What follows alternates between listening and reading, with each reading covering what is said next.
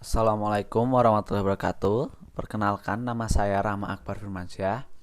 Dengan NIM saya adalah D400200088. Oke, jadi kali ini saya akan menjelaskan tentang jembatan Whetstone dan rangkaian-rangkaian yang ada di bawah ini. Oke, langsung saja kita ke keterangan yang ada di sini, yaitu A sama dengan digit terakhir NIM, yaitu digit terakhir NIM saya adalah 8, jadi A sama dengan 8. Oke, kita langsung lihat rangkaian kita. Oh ya, di sini ada dua rangkaian. Ini sumber DC 1, sumber DC 2. Ini ada keterangan 1A kilo ohm, 4A kilo ohm. Ini maksudnya apa? Ntar saya jelaskan. Ya, ini sudah ada nilainya ya. Saya jelaskan di bagian variabel resistor di bawah ini. Nah, untuk 1A, nah kita kan tadi kan udah menentukan A. A berarti digit terakhir NIM kita. Berarti A merupakan 8. Nah, jadi 1 kali 8 sama dengan 8000 kilo ohm. K ini berarti dikalikan 1000 ya nilainya. Jadi 8000 ohm. Ya, untuk yang kedua ini juga sama. 2A, jadi 2 kali 8 16. 16K, jadi 16000 ohm. 4 kali 8 32. 32 kali 1000 32000 ohm. 8 kali 8 sama dengan 64.000 ohm. Nah, untuk yang NIM K ohm ini diambil dari dua digit NIM terakhir kita, yaitu 88.000 ohm. Nah, kita coba lihat rangkaian yang ada di atas sini.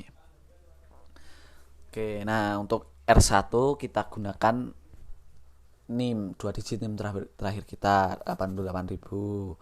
Untuk R2 4A 4 kali 8 32.000. R3 digit NIM terakhir kita yaitu A lah di 8000 ohm. Terus untuk R4 8A 8 kali 8 64.000 ohm. Untuk R5 2A 8 kali 2 16 dari 16.000 ohm. Oke, oh ya, ini saya untuk nama resistornya ini ya saya kasih R3.3. Kenapa? Karena kalau apa itu ada kesamaan nama resistor, nanti untuk bagian percobaan nanti nggak bisa ya, ada error karena ada nama resistor yang sama. Oke, jadi gitu ya. Kemudian prinsip kerjanya, bagaimana prinsip kerja dari jembatan Whetstone itu sendiri?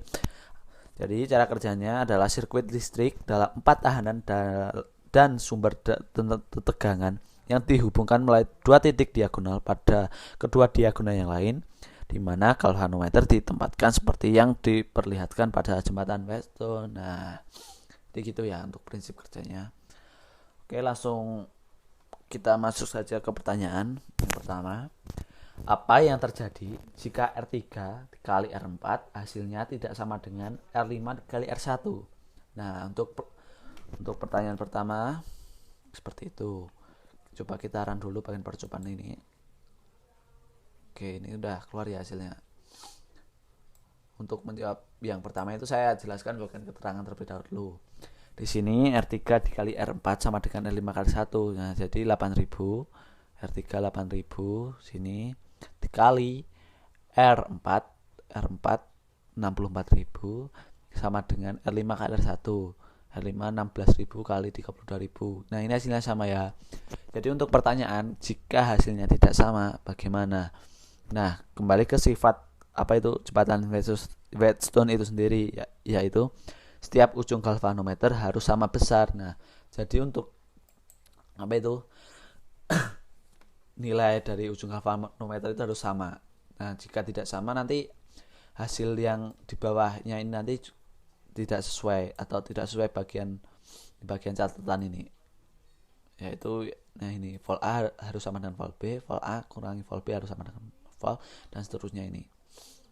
Oke, nah jadi seperti itu. Harus tiap ujung galvanometer harus sama dengan 0. Langsung nomor 2 harus sama besar ya. Terus ke pertanyaan nomor 2. Mengapa VAB dan IAB sama dengan 0? Nah, VAB kita lihat, kita run dulu lagi. Ini VAB dan IAB. Ya, kembali lagi ke sifatnya. Jadi untuk prinsip jembatan Weston, pada tiap ujung galvanometer harus sama besar. Jadi VAB dan IAB harus sama besar. Nah, ini untuk IAB-nya ini kedeteksi 0,01 mikron. Ini kita anggap saja 0. Kenapa? Karena ini mungkin terjadi kebocoran. Ini jadi VAB-nya 0 ya, tapi IAB 0,01. Secara teoris harus 0,00. Tapi ini nggak apa-apa, ini kecil banget ini nilainya. Terus pertanyaan ketiga, jika besaran VAB dan IAB jika besaran VAB dan IAB tidak sama dengan 0, maka apa masih dapat dikatakan jembatan Weston? Untuk kalau IAB dan VAB tidak sama dengan 0, dapat dikatakan jembatan Weston atau tidak? Kalau menurut saya mungkin tidak ya. Kenapa? Karena kembali lagi ke sifat galvanometer, harus sama besar. Nah, jika tidak sama, mungkin apa itu ya? Ya tidak dapat dikatakan jembatan Weston karena IAB dan VAB harus sama dengan 0. Kalau ini masih bisa dikatakan karena ini kecil banget, 0,01 mikron ampere ini. Baiklah, kita langsung masuk ke pertanyaan nomor 4. Jelaskan fungsi jembatan Weston dalam kehidupan sehari-hari. Fungsi jembatan Weston dalam kehidupan sehari-hari, salah satunya dalam percobaan mengukur renggang pada benda uji berupa beton atau baja. Nah, dalam percobaan kita gunakan strain gauge, yaitu semacam pita yang terdiri dari rangkaian listrik untuk mengukur dilatasi benda uji berdasarkan perubahan hambatan penghantar di dalam strain gauge. Strain gauge ini direkatkan kuat pada benda uji sehingga deformasi atau benda uji akan sama dengan deformasi pada strain gauge. Seperti yang kita ketahui, jika suatu material ditarik atau ditekan, maka terjadi perubahan dimensi dari material tersebut seperti sesuai dengan sifat-sifat elastisitas benda. Saya kira itu tadi yang dapat saya jelaskan. Ya, perlu diperhatikan adalah pada jembatan Weston sendiri adalah catatan di bawah seperti yang ini. Jadi R3 kali R4 harus sama dengan R2 kali R5 kali R2. Vol A sama dengan vol B. Ini harus sama. Vol A kurangi vol B harus 0. IA atau ampere A kurangi ampere B harusnya harus 0 ampere. Vol AB sama dengan 0 volt. Harus AB harus sama dengan 0 ampere. Ini sudah saya buktikan pada perhitungan keterangan yang saya hitung di bawah ini. Hasilnya alhamdulillah sama. Ini ya, saya perlihatkan berapa. Nih, vol A sama dengan vol B. Vol A 8, vol A ini 8. Terus vol B juga 8. Nah, sama kan. Vol A kurangi vol B 0 volt. Nah, jadi 8 kurangi 8 0. Ampere A kurangi ampere B 0 ampere. Ini ampere A-nya di mana?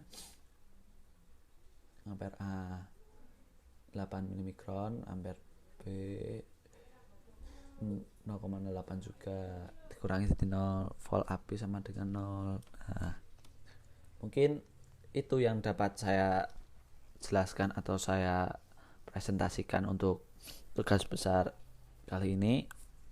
Mungkin bila ada salah kata atau kurangnya pemahaman atau salah penjelasan dari saya mohon maaf. Dan saya ucapkan terima kasih kepada asisten lab saya yaitu Mas Dimas karena telah membimbing saya dalam satu semester ini. Bila ada salah kata atau salah apa itu, pokoknya kalau ada salah saya mohon maaf. Terima kasih untuk telah mengajari saya. Atur kata, wassalamualaikum warahmatullahi wabarakatuh. Terima kasih.